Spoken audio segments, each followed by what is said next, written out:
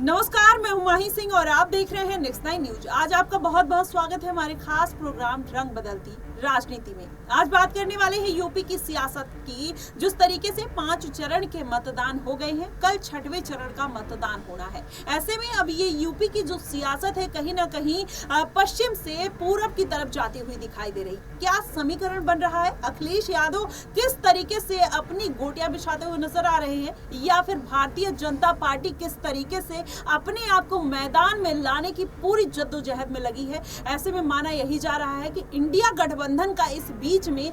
क्या फंस जाती है या उनका किस तरीके से हश्र होने वाला है। इन सभी मुद्दों पर आज चर्चा करेंगे और इन्हीं सब बातों पर चर्चा करने के लिए हमारे साथ मौजूद हैं आश्रुति। इनसे जानेंगे कि क्या पूर्वांचल की सियासत जो है किस ओर जाती हुई दिखाई दे रही है और इस बार किसका पलड़ा आपको भारी दिखाई दे रहा है। देखिए, पहली बात तो ये कि जिस प्रकार से आप देखें उत्तर प्रदेश में सियासत जो है वो बदलती हवाओं में है। यानी सीधी सीधी बात ये है कि जिस प्रकार से भारतीय जनता पार्टी लगातार दांव चलने की कोशिश कर रही है, वहीं इंडिया गठबंधन में आप तमाम पार्टियों की बात कर लीजिए, कांग्रेस की बात कर लीजिए, सपा की बात कर लीजिए, तमाम पार्टियों की बात कर लेते हैं। लेकिन आप कहीं ना कहीं देखिए कि भारतीय जनता पार्टी लगातार अपना दबदबा बनाने की कोशिश में है, लेकिन उस दबदबे को तोड़ने के लिए भी समाजवादी पार्टी, और चाहे हम कांग्रेस की भी बात कर ले, फिर चाहे गठबंधन की बात क्यों ना कर ले, ये गठबंधन में जो दोनों ही पार्टियां हैं ये कहीं ना कहीं आप देखिए कि जिस प्रकार से बीजेपी पे हावी होने की कोशिश कर रही है। हालांकि इस बार भारतीय जनता पार्टी उत्तर प्रदेश में 74 सीटों पर लड़ रही है। पिछली बार आप देखें तो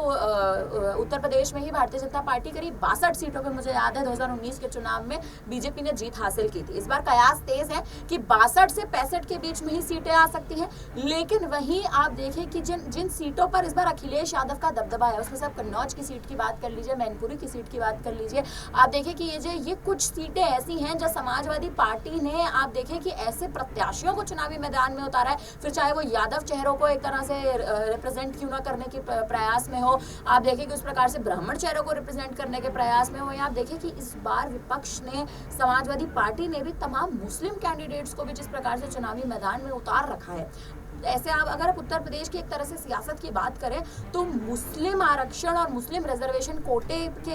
अनुसार अगर देखें तो उत्तर प्रदेश में आप देखें वोट का बंटवारा इस बार बहुत ज्यादा हमें देखने को मिल सकता है। हालांकि भारतीय जनता पार्टी तो लगातार इसी बात का दावा कर रही है कि इस बार 62 से 65 के बीच में कहीं ना कहीं जो सीटों का आकलन है वो भारतीय जनता पार्टी अपने खाते में लेकर चली जाएगी। लेकिन तब भी आप देखें कि उत्तर प्रदेश में अभी भी कांटे की टक्कर है, और शायद कांटे की टक्कर अखिलेश यादव के चलते ज्यादा हमें दिखाई दे रही है, क्योंकि समाजवादी पार्टी इस बार कहीं ना कहीं बीजेपी के वो कुछ चुनिंदा सीटों पर वोट काटती जरूर दिखाई देगी, मुझे ऐसा लगता है। और उनमें से कुछ तो जो समाजवादी पार्टी के गढ़ी हैं, उसमें से कन्नौज का नाम लें, मैनपुरी का नाम लें, ये तो गढ़ माने जाते हैं समाजवादी पार्टी के। तो आप देखिए इस बार अखिलेश यादव एक अलग चाल चलने की कोशिश कर रहे हैं, लेकिन उस चाल में वो कहीं ना कहीं कांग्रेस को अपने साथ लेके चल रहे हैं, क्योंकि ऐसा लगता है। और कहीं ना कहीं आप देखें कि विपक्ष में राहुल गांधी को इस बात के कहीं ना कहीं वो कयासों पे भी चलते हैं, और उनको इस बात की आशंका भी बहुत ज्यादा है कि इस बार के आप देखें इस लोकसभा चुनाव में कहीं ना कहीं राहुल गांधी जो है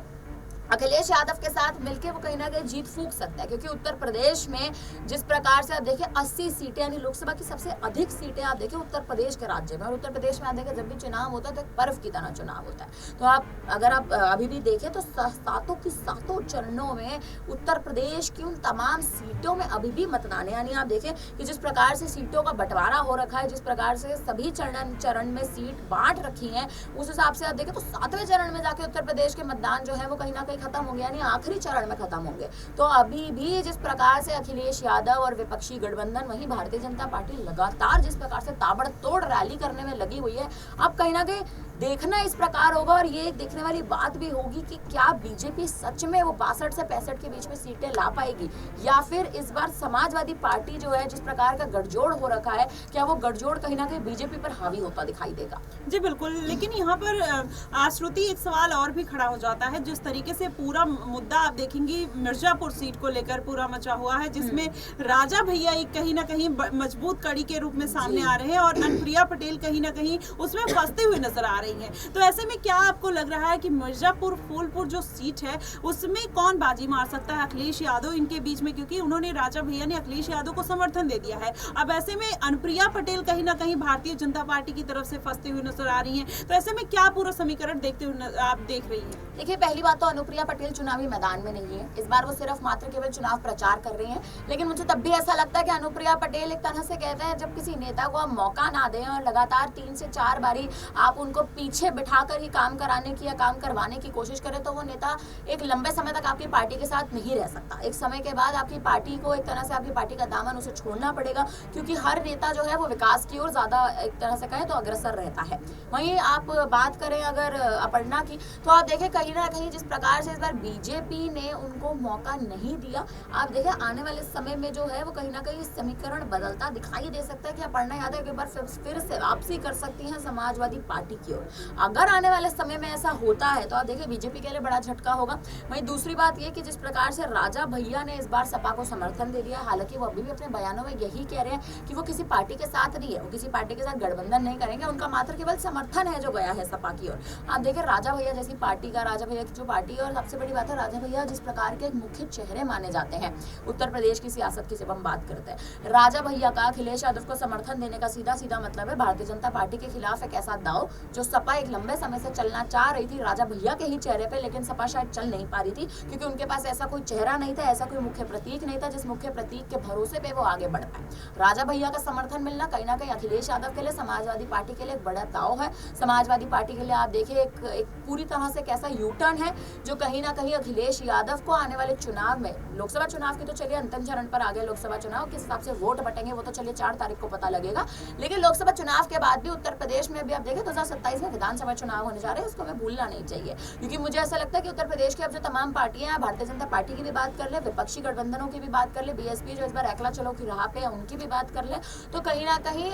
ये तमाम जो पार्टियां उत्तर प्रदेश के विधानसभा चुनाव पे जो 2027 में होने वाले हैं इस पे पूरा एक तरह से आप देखें तो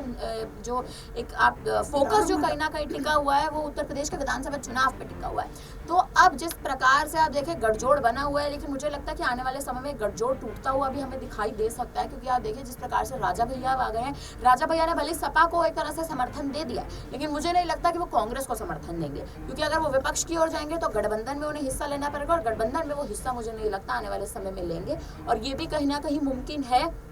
राजा भैया ने अगर अभी सपा को समर्थन दिया तो आने वाले समय में अपना सपा से समर्थन वापस भी ले लें, क्योंकि मात्र केवल लोकसभा के लिए मुझे लगता है समर्थन राजा भैया का गया है। हालांकि जो कुछ सीटों के आपने नाम लिए कहीं ना कहीं अब इन सीटों पर खेल जो है वो बदलता भी दिखाई दे सकता है, क्योंकि आप देखिए जो जनता है वो कहीं ना कहीं लेकिन एक छोटा सा सवाल और रहेगा कि इसमें मायावती किस तरीके से अहम रोल प्ले करते हुए नजर आएंगे, क्योंकि आपने देखा कि स्वामी प्रसाद मौर्य को आजाद का समर्थन मिल गया, तो आपको क्या लगता है कि मायावती इस बार क्या यूपी में अलग कर सकती है? देखिए मायावती, मुझे ऐसा लगता है कि इस बार अगर आप एक तरह से देखें तो मायावती की पार्टी हमेशा से एक स्ट्रॉन्ग पार्टी मानी जाती है, एक गठ पार्टी मानी जाती है, लेकिन इस बार कहीं ना कहीं मायावती की पार्टी जो है वो काफी पिछड़े स्तर पर चल रही है, और उसका कहीं ना कहीं कारण ये है कि बीएसपी ने शुरुआत से शायद एक तरह से आप देखें तो उतना इस चुनाव में उस तरह से शायद या तो ध्यान नहीं दिया, या जिस प्रकार से मायावती की रणनीतियां रही वो रणनीतियां कहीं ना कहीं उन पर ही भारी पड़ गई। और सबसे बड़ा मुद्दा ये कि मायावती ने जो शुरुआती चुनाव से पहले इस बात का ऐलान कर दिया था कि अकेला चलो की राह पे मैं चलूंगी, वो कहीं ना कहीं अकेला चलो की राह उन पर ही भारी पड़ती साफ तौर पर हमें दिखाई दे रही है। तो इस चुनाव में इस मतदान की पूरी प्रक्रिया में अंतिम स्तर तक भी मायावती के लिए मुझे नहीं लगता कि उनका कोई भी खास कदम जो है वो खास एक तरह से आप देखें तो प्रभाव डालेगा उत्तर प्रदेश की सियासत पे। जी बिल्कुल, अब ऐसे में यही देखना होगा कि क्या वाकई में मायावती इस बार 2019 के मुकाबले कोई सीटें हासिल कर पाती है, या अखिलेश यादव बाजी मारते हुए नजर आएंगे, या भारतीय जनता पार्टी 400 पार के नारे को जिस तरीके से लगाते हुए नजर आ रही है क्या उन वादों पर खरी उतर पाएगी या नहीं, ये बड़ा सवाल है, और आप इसका जवाब हमें कमेंट बॉक्स में जरूर बताइएगा। फिलहाल के लिए बस इतना ही। देश और दुनिया की तमाम खबरों के लिए हमारे साथ बने रहिए।